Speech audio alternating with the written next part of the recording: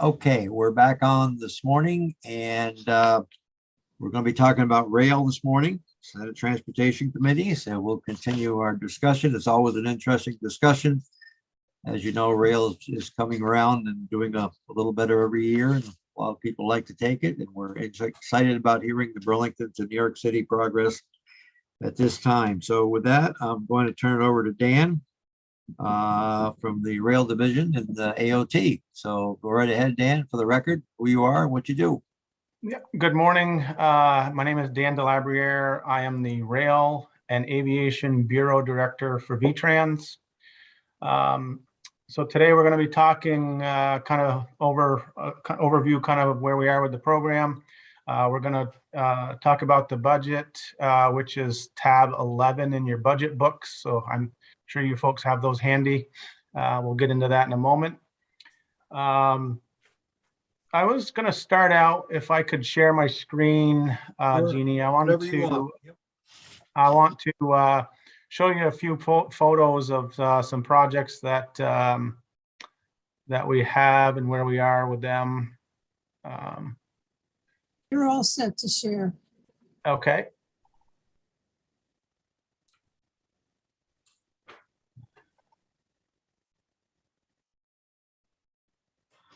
Amtrak is going to be getting a lot of new equipment, I see, too, with this new money, federal money. Yeah, we pushed hard for that. As a matter of fact, with the new equipment started out, Vermont was one of the first states that kind of stepped up and said, we want new equipment, but we need some help from the feds on participation on paying for it. And anyway, it worked out. So we're happy about that for sure. Before we get started, what's the progress of Essex, the new station is? And I remember I went a couple of months or so ago. There is going to be a new station there, or is that postponed? Yes. Okay. Yes. I don't know the actual construction schedule times on it, but yeah, they got $3 million. That's what I thought. Yeah. For that station. It's obviously the train station, multimodal station for buses. So yeah, that I know it's moving forward. Good. That needs it badly. That's a badly. It's just an old building. It doesn't have any accommodations for anything. Yeah. Okay, yeah. Go right ahead, Dan. Very heavily used. So yeah, it's definitely needed. Wanted to start out with some photos of projects. We talked about Burlington, getting the Ethan Allen to Burlington. These are some photos we took late last fall. This is Burlington. It shows the platform on the left. The platform is poured. We don't have the canopy or the lights up yet. We're having difficulty with the supply chain issues on the lighting, but the canopy will be put up, early in the spring. So our platform in Burlington come along very well. As you can see in the right-hand picture, we've moved the tracks from the west over to the east, and then kind of redid the sidewalk in front of that wing building, so it's a little more narrow. So the bike path is no longer on the east side. The bike path is now on the west side. So anyway, this project's coming along very well. We had to redo, College Street, King Street, Maple Street, all of those to realign this track. But this is what it looked like, late last fall. The bottom middle photo is the Middlebury platform, which is 100% complete. And we have the town of Middlebury is still working a little bit on the parking area for this, but the platform itself is ready.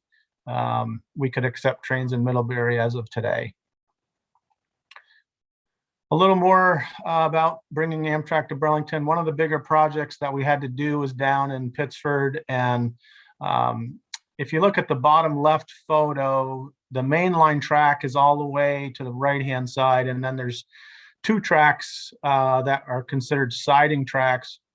And what happens now is they come down from Amia plant and they come down onto the main line, and then they either have empties or full cars on either one of those sidings. Well, that won't be allowed anymore with Amtrak. So we have to actually add a third siding, which is where you see the heavy equipment in that photo. And so they'll now, when they come down off the hill, they're going to end up being on the track, which is next to the main line. And then they'll have the empties and the full cars separated on the other two tracks. So this is critical. Amtrak would not let us run through here without adding that additional siding unless we had PTC, which obviously is a whole different animal and lots of money and new equipment and the whole thing. So this project is coming along very well. This again was last fall, ready to put tracks down. Actually now we're kind of waiting for the weather to break, and this siding will be complete early in the spring. Just a couple of other photos of just projects we've had around. This is down in Manchester where we had a kind of a failing cattle pass, and there was no farmer wasn't using it, so we took it out and filled it in, put a little culvert under it. But this is the completed picture of that. Over in Fairleigh, we had a culvert failure, which was fairly deep, and this was ended up being a FEMA project because it washed out and failed during a storm. So this is a photo of a big project we did and was completed early fall last year. We did a bunch of crossings. I'm just highlighting a couple of them. You know, the top two are Route 7 and Dorset, real long, big crossings. And then the bottom middle project was in Norwich. We redid that whole crossing with concrete panels and lights, and everything is all new there. So that was a nice project. Some other projects around the state. We had Coventry, had a couple bridges that we did. This is one of them in the photo. And Newbury, that was a big project. The center pier basically didn't have any lateral strength in it, so we had to redo that whole thing on Bridge 522. That was a big project. So, and then in St. Johnsbury, we just did some strengthening of some steel there, and that project is now done. And the last one, we've talked about this in the committee before. Dan, was the Newbury Bridge over Route 5? Is that Route 5 there? Isn't it 302? Isn't it the one right in? It's the one right in town there, right by the. Isn't that Newbury? Right in town. Oh, is it Wells River maybe, which is in the town of Newbury? Yeah. Yes. Technically, it's Wells River. Technically, we call it Newbury because it's in the town of Newbury. Yeah. Okay. Yeah, right in Wells River, right by the car dealership there. Yeah. I know. It's just. Okay. And then we've talked about this a couple of times in the committee. This is we are running trains on the runaround track in Montpelier. Now on that in the bike path that goes right next to it. So those are working together very well. We still have a project, and it's in this year's budget to finish the connection on the old track and the new track and the crossing at Route 2. But this is all operational on the runaround track in Montpelier, and it's working real well. And long term, this will serve us well. So we're happy about these projects being done. Can I ask a quick question on that? Go right ahead. Yep. So Dan, on that picture, it shows how the old tracks are not connected to the new tracks. And is there ever a plan to allow them to like use it as a siding or something? 'Cause I know that it wasn't connected, and there's some old cars on the old track, so it makes me think like, so those cars are just permanently stuck at that other track, or is the other end of those tracks on that photo, does it connect to the new track? So the railroad wants to continue to use that as sort of siding and storage. So we are going to connect those. That's part of the Route 2 project I was talking about, where we come through and realign the track in Route 2. We're also going to connect that old track to the what is now the new main line, and that'll still be operational. We have transferred there's two bridges, 305 and 306. The whole reason we did this was to avoid bridge 305 and 306 because they're deteriorating. The railroad said, all right, well, we won't put full cars over them anymore, but maybe we might store some empty cars in there. So they're going to take the responsibility for the bridges, and we're going to connect it. So it's more storage than anything else. And I don't think it's going to be heavily used. I think it's switching cars when they bring those granite dump cars. They'll store a bunch of empties in there, getting ready so that they can bring them up the hill over in Graniteville. And this is kind of the only storage area along that whole track. So. All right. Any questions on the photos I just showed? No, I don't think so. Okay. So in this, I'm not going to go through every little line. There's, just so you know, that on tab 11 in the budget book, there's 69 rail projects in there. So I'm not going to have time to go through every single project, but I would like to highlight a few of them. Obviously, Amtrak to Burlington is big. So in the new budget year, in this budget, there's not a ton of money in here for projects to Burlington, because we feel like the budget starts at July 1. We're going to be done. We're going to be wrapping up. Basically, there's some cosmetic stuff on some of these crossings: King Street, Maple Street, College Street. There's a little bit of money in there for finishing up the cosmetic stuff, but our major construction to bring Amtrak to Burlington will be done. We're scheduled to be done in June. So, service start early July of this year. We're so excited about it. Wow. It's been a long time coming. That's great progress. That's been a big project, I'll tell you. Many years. Yeah. We ran into a bunch of problems this past year with supply chain issues. We ordered track parts for the Burlington Yard project. We ordered those back in March. Oh yeah, you can't get anything. Typically, they come in 3 months. We got most of the parts came in December. We're still missing a couple of connecting rods on some switches, but for the most part, we have all our material for track. But we intended to have that yard project done before Christmas, and we didn't have parts to finish it. And then Mother Nature took over, and we couldn't really do a ton of work. I started after the ground sort of froze up. So early spring, we'll get those tracks put in the Burlington Yard. We're doing a lot of prep work in the yard to move the existing tracks out of the way and things like that. That's actually going on now. But we need the ground to kind of thaw out to finish up in the spring. So I think we're in good shape, and in June to be finished up. We're planning on a big service start there, obviously beginning of July, and obviously we'll keep the committee informed on the date. But we're real excited about it, and we'll talk.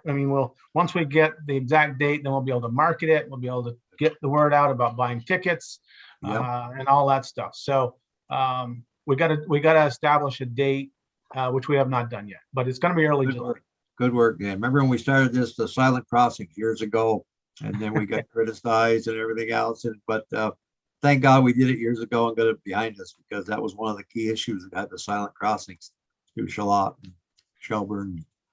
Yeah, and we're still maintaining all those, so that's a good thing. Yeah, for sure.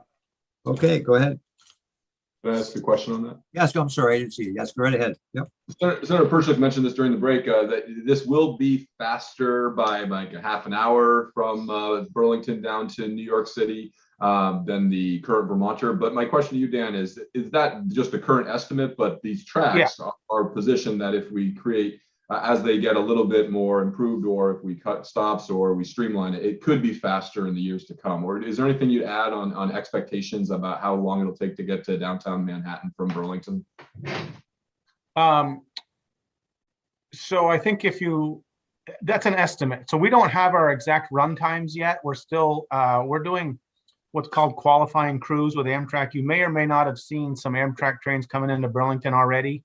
Every once in a while, we'll run a test train up just to make sure, Amtrak starts to get familiar with the track. So we're not running at full speed, but once we get our track work done, we're going to start doing test trains at full speed, and that'll give us an exact timeline.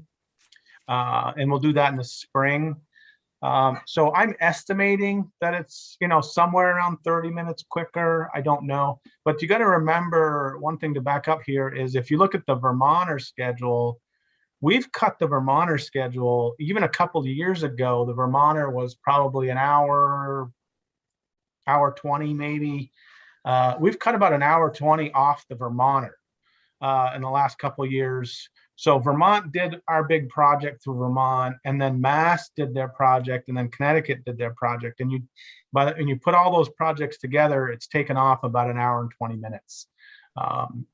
So it's actually, the Vermonter's gotten better.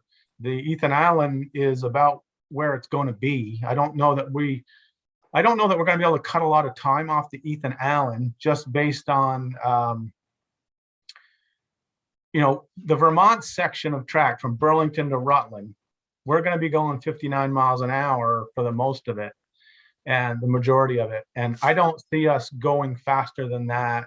Well, we can't go faster than that without going into kind of the next class of track, which includes PTC and all other things, safety measures. So, I mean, for us to get to 79 miles an hour, we'd have to add some more signalization. Very helpful. Quick follow-up, if you need a practice passenger for your test runs, me and my son Thomas love tank engines. We'd be happy. Just tell us where we need to be and when. Yeah. It's pretty neat to see every time an Amtrak train comes into Vermont and runs up through, my phone rings and said, "Hey, I see a train come up through," and everybody's in a lot of interest. So All right, go right ahead. All right. So moving over to the budget book on tab 11. Again, I'm not going to go through every one, but like I said, there's 69 projects total. A lot of the budget is built around our build grant, and the build grant, just for everybody to remember what that is, it's a $31 million project between Rutland and Hoosick, New York. There's 31 total bridges. This was in last year's budget, or the current year budget that we're in, I should say. And it's going to run last year, the budget year I'm talking about today for FY23. It'll go into 24 and then into 25. So we have 5 bridges that are done out of the 31. This particular budget has 18 of those 31 bridges going into construction. So it shows a total of 26 bridges. 5 are done, 26 are either in construction or design. And like I say, 18 are in construction. So that's really good. If you look at where we've come and what we have in this, it's a pretty aggressive schedule, what we're doing. And we're trying to get as many of these bridges out as soon as possible, because we also are looking ahead thinking with the new federal stimulus money coming in, we're going to be real busy, number one, but our contractors are going to be real busy. And so we're trying to get as many of these out as quick as we can so that the contractor base, we have enough people to actually build these things. So it's a real concern of ours. So anyway, like I said, 18 going into construction, that's pretty big. So if you look at the money dollars that we're spending in this budget, that's where the big money is. It's in these bridges. It's in these 18 bridge projects that we have going out to construction.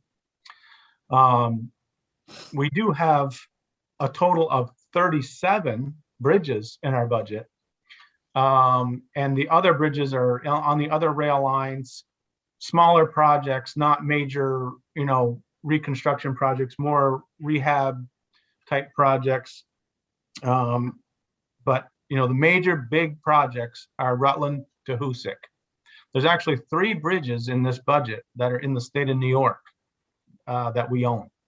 People don't understand that. A lot of people don't know that we own railroads in the state of New York, and we own 3 bridges over there. So that's in this budget. The other thing, the other highlighted projects I'd like to bring up is, like I mentioned, the federal stimulus money that's coming in. We're trying to position ourselves to apply for grants in the future. So the way that the rail stimulus works is we don't get a federal stimulus, we don't get a federal amount of money dedicated to Vermont for rail every year. So what we have to do is we have to apply for grants like the build grant that I just talked about. That was a competitive grant that we applied for, and we were selected. Vermont got the grant. Any new rail grants are the same way. We actually have to put applications in and apply for the money, be competitive with other states, and hopefully we get them. So what we're doing is we're positioning ourselves to be in the best position to get those grants. And the FRA, Federal Rail Administration, the FRA looks at their application and they say, one of the first questions they ask is, are you ready and can you build it? And can you do it on time? So what we have to do is we have to do a whole bunch of scoping work ahead of the application. We actually have to do some NEPA work to figure out, get the answers for the FRA and be ready for the application.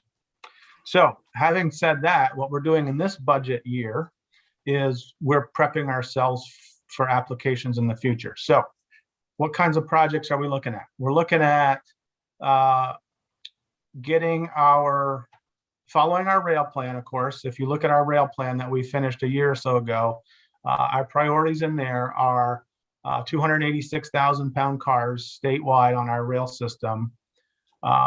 So the Green Mountain Railroad, the Connecticut River Rail Line, so running from White River to Newport, and the Green Mountain Rail Line running from Rockingham to Rutland. Those two railroads are not 286,000 pound capacity. So two grants that we're looking at there would get those rail lines to full 286. Another one that's in our rail plan is upgrading the rail, the actual steel, the actual rail between Rutland and Hoosick, which is the same corridor that we're doing the build grant on. Upgrading that rail to continuously welded rail. We have a bunch of really old rail down there. Some of it's 80-pound rail, some of it's 90-pound rail. It's old, and we're starting to run quite a bit of freight over that, which is why we did the build grant to 286,000 pounds. Well, those heavier cars are going to run on real old rail. So we're looking at upgrading that rail to continuously welded rail from Rutland to Hoosick. The other highlighted project I wanted to talk about, and it's going to be a grant application as well, is all of our Amtrak stations statewide. What we would like to do is kind of do a statewide Amtrak station project where we bring our stations sort of into the modern age. They all should have Wi-Fi. They all should have modern signage. They all should be upgraded so cosmetically they look like a welcome station. We have just a little bit of everything all around the state, and there's no real continuity between stations, and we'd like to do that, and we'd like to get it so that they're welcoming. If we can have stations that are welcoming, we think we can get a lot more riders. Make a comment, Chair Mazza. Yes, go right ahead. Yep. So I used to serve on the Green Mountain Transit Board, and I think what you're describing here is an important concept that we spent a lot of time understanding. We have two types of riders with buses, and I think those types of riders also apply to trains. You've got your dependent riders, the ones that just have to take the bus for whatever reason. They don't have a license, they don't have a car, socioeconomic reasons, their license was taken away. That's a captive audience. So you have the dependent riders. The other ones are the choice riders, the ones that have the economic means, wherewithal to take a plane, to drive independently, and to attract the choice riders is what you're really touching upon here. And as one choice rider who took the Vermonter this past summer, had a great experience, my one big fault that I hope that you think about is good coffee. I mean, I just could not find a good cup of coffee either on the train or while I was waiting for the train. So, choice riders. That's really, Senator Kitchell. Well, I wasn't going to ask about coffee. I was going to ask how many stations are you talking about? Amtrak stations. Obviously, there's the state owns the White River one, and that's a busy and part of Burlington, Essex. So how many are there? Yeah, I think in the project that we looked at, I think there's a total of 13. 13? I think And that's- the train stops at all 13 of those stations. So it would be like Middlebury and Rutland and so forth. Yeah, so we would look at all of them. We took Essex out of their project plan because obviously that one's getting an upgrade already. But we're going to go basically starting in St. Albans and run all the way down the Vermonter, and we're going to start in Burlington and go all the way down the Ethan Allen. So we've done some ADA compliant projects on some of them. So some of them have had, the problem is we haven't done kind of a holistic view of all the stations. We've kind of done these little patch projects, and we want to do a project that makes our stations look familiar no matter which station you get on. One of the things that I'll use a business like say McDonald's or something. One of the reasons why those businesses are so successful is they're familiar, right? They're familiar to everybody. I mean, you look at the way we do Amtrak stations in Vermont, and they're all different. There's not, one station doesn't look like the other station, and we want to make sure that the signage looks the same. I'm not saying every building needs to look the same, but what I'm saying is we need to have some familiarity no matter what station you get on. And right now, we're all over the place. Good idea. That's good. Mm. Yeah. Well, yeah, that's good to hear that you're not talking about architectural integrity, because I have a feeling, No. Around the country, certainly there's some very gorgeous stations, and many of them are very different. But Yeah, I'm not saying, consistent signage and so Yeah. forth is helpful. yes, like that. So something that is familiar. And again, I'm not saying that we want to build every building the same. I'm not saying that at all. But I want to make sure that we have the same conveniences at every station, the same signage at every station, those things like that. So that's one of our grant applications that we're going to start working on in this budget year. That really highlights what's in this budget without going through every bridge project and every crossing project. Our budget amount is, it's not significant, but we are slightly under last year's budget. And the reason that is basically last year we had a whole bunch of build projects in there. Plus we had all the Amtrak projects in there. Well, we've kind of finished Amtrak projects. So those have kind of come off, but we've added more bridges into construction in this budget. So it's evened out, but we are, just barely under last year's budget. So we're fairly steady, very flatlined on the amounts. I think that's really all I really wanted to tell you. I mean, I'd like to answer questions. Yeah, go ahead, Senator. Yeah, just since I have you down, I want to set up a time with you to talk offline, because I've used up my committee time my first 2 years on the committee on questions with the Montpelier Berry line. So Whatever happened to those bud cars? Yeah. Well, they're still out there. They're still there. They're up on the hill. Although I heard recently he was leasing them out to another state, but he's keeping ownership in case that Berry Montpelier line ever gets going, or another line. But I have questions just on that line, and then also about your favorite bridge, Threshold Bridge 308 in Berry. Didn't see that on the list of projects, so but we don't take committee time on that right now. But I'll So 308, just real quick, 308, we're kind of doing a study on that. And that's through our planning section. That's why it's not in this budget, but there is a planning effort on the feasibility of that bridge and what to do there. So, okay, thank you. Senator Ingalls, any trains up your way or what? We actually have a lot of trains that goes by my house every day, a couple times a day, and yeah. And really? that Coventry Bridge, and what some piece of lands that I own, I watch that progress all summer long. So it was kind of interesting to watch that as well. You can't drive through his district without him owning a piece of land somewhere there. You know, you gotta be careful. Well, I always make sure it's near a train track. Any other questions of the committee? I had just a comment. Go ahead. Yeah, I did hear from constituents recently that took the train to New York City that were impressed that it was faster because they hadn't taken it for like, I don't know, 6 or 7 years. So they were like, it's going to take so long, but it worked better. And then they told me like, wow, they said it was really noticeable how much faster. Well, but to support Senator Chittenden's comment, one of the things that they said was the coffee was not good. I suspect that getting rid of that switching in Palmer, which added, I think, 40 minutes, because that was done. Yeah, that after, was within many that years. 7-year period. It would have been after that. So that really did add a lot of time. That did, and I agree that the Connecticut and the Mass projects, when you add up our state projects and those two state projects, what a difference that if you hadn't taken the train between then and now, yeah, again, it's an hour. It was over an hour and 20 minutes, I think, is what it got cut off. So it's significant. Mm-hmm. And that'll be great when the train starts going the other way. When we go to Montreal, we didn't talk about that yet.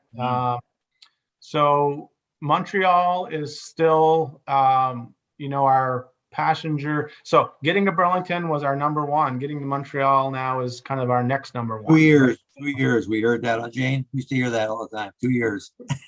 Yeah, there have been a few secretaries since we got the 3 years. Yeah. Well, we are working on it. We are meeting with Amtrak and, Quebec and officials in Quebec via rail.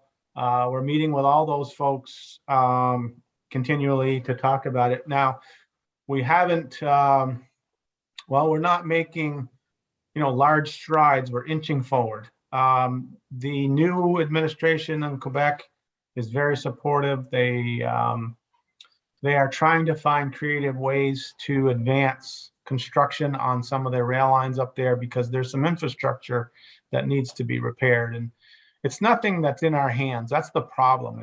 It's nothing that Vermont controls. Otherwise, we, try to find different ways. But they are now, I think, looking at it the way we look at it, where they're trying to find ways to get it done. So Brian I'm not Searles, going to promise you 3 years, but I am saying that we are making progress. Brian Searles still working on that project or no? Yeah, yes, Senator Mazza, he is. He's still very involved. Secretary Flynn has been up and talked to the folks up there. So we've got some really good people working on it. No, I know they haven't neglected their ways of trying to get this thing moving. I know that they've been working hard at it, but Montreal has been a problem. I guess a lot of the issues. It isn't our problem, it's theirs, but you got to work. Well, I imagine COVID has kind of delayed things too, and right now you can't get in. They don't want us, do they? Or maybe they do, Russ. I don't know. One of the nice things about rail, though, if the cars are comfortable, people don't mind sitting there for a while. It's not like an airline flight. They can sit there and relax and enjoy the scenery. And like I said, the cars, they're going to upgrade a lot of their cars. So well, the other thing about trains is they go right down midtown into a city. And by the time you go to an airport, and even like in New York, and then you've got to get there early. You've got to get through security. So you have a lot of time added, even though the flight time is shorter, the time on either end, because then you've got the expense of a cab or the subway from the airport into the city, which adds, I don't know, I've done it a whole bunch of times. So, when you're deposited right down, right in Midtown Manhattan, or any of the cities, Washington, D.C., any of them, it really is very, very convenient. I would love to get our committee to go from here to Middlebury and back someday. If we ever could arrange that, that'd be nice. But I know we have our morning committee and it's pretty tough, but it would be nice to them. I've done it a Maybe few we times. could do it on a Monday. Well, that's what I was thinking about later on towards, if we get sometime, it would be nice because it's a real nice trip. One of the best, I know this is not pertaining to this, but one of the best days I had was a couple of years ago. Vermont Railway offered Father's Day, I think it was, family package. You got to eat on a train, go from Middlebury and back. And I bought the tickets for all our family. God, that was fun. It was a really nice day. We all enjoyed it. And we were all together on a train. And because some of my family members had never been on a train, so it was great. Very great day. Yeah. Any other questions or comments this morning for Dan? I would just add one thing to Senator Kitchell's point. I have found myself communicating to people that about the train network, about the Vermonter, that it's the same train. That's a key point. I don't know what we're doing promotionally for the coming Burlington service, but I'd love for more Vermonters to know that every day at 9 a.m. the same train leaves St. Albans, drives all the way through Vermont, Brattleboro, goes through New York City, Philadelphia, all the way down to DC. And you can picnic on the train, you can bring your family, you can walk around, it's comfortable. I just think there's more that we could do to promote train service, so as an alternative to air as well as car travel. Coffee, right? Yeah. We need right. better coffee on the train. The coffee was terrible. I'm sorry, Amtrak. The worst coffee I've had in a while. That's one of the highlights of the advertising right there. Right there. I will bring coffee up to Amtrak in the next meeting I have with them. I'll make sure that they understand we got to get better. Green Mountain coffee. We need some, Mountain coffee. Okay. Anything else? Go right ahead, Dan. No, I was just going to say, back to marketing. We are going to have a marketing campaign coming out soon to promote the Ethan Allen, obviously the new service. I don't know if there's some buses running around Chittenden County right now that say, if you look at the side of the bus, it says, "I ride Amtrak." So, we're doing some different things to promote Amtrak, not just the Ethan Allen service, but we've got a little bit of a different marketing campaign coming up. So we agree we definitely need to market now that people are coming back, COVID or whatever, people are going to start traveling again. We agree we're going to try to hit that market. So Dan, when you take a train from Burlington to New York City, where it goes from here to Rutland to Albany that way, or it goes the other way? Which ways?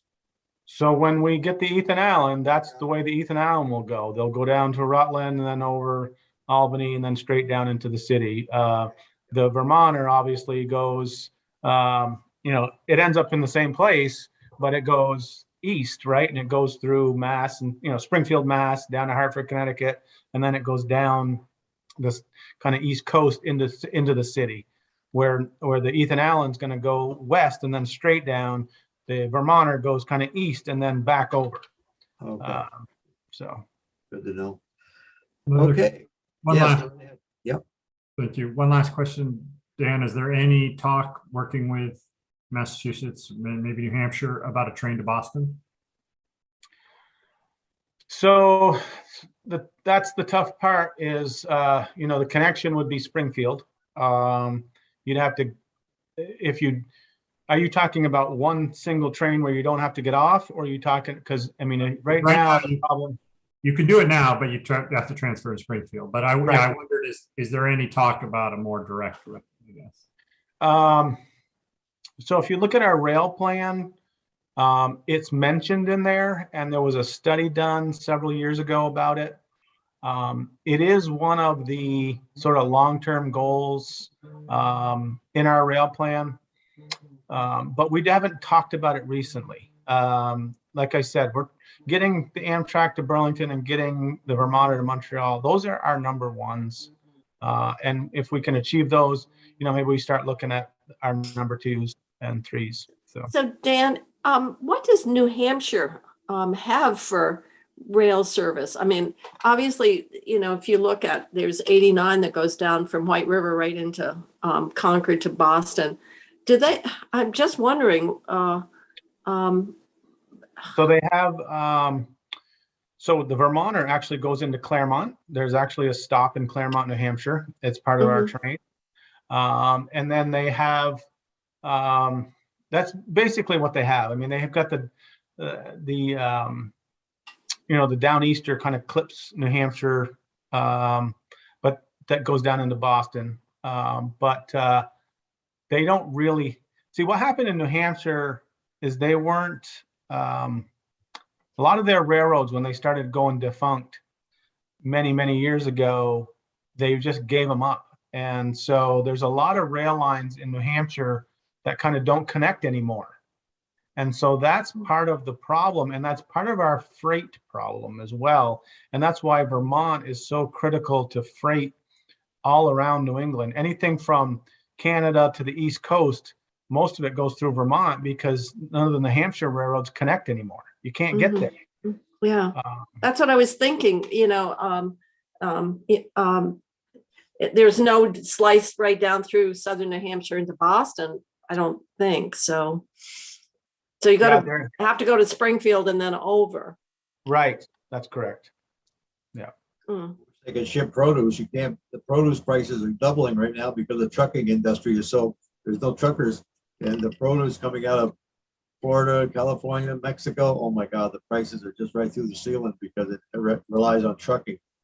And there's no trucks on the highway. They're just, there's about 80,000 drivers short right now. Well, a lot of the produce comes from, if you notice, it comes from South America. Peru is a major for fruits and stuff. So a lot of air freight. Yeah. But it still has to connect and be delivered to the stores. Well, it's got to come by truck in some areas. Yeah. Because yeah. Okay. Anything else this morning? If not, oh no, the sun is out now. yeah, if the sun is out, you can go for a walk. You got time. Yeah. Well, I want to thank everybody this morning, and we'll say anybody got any, we'll go offline right now.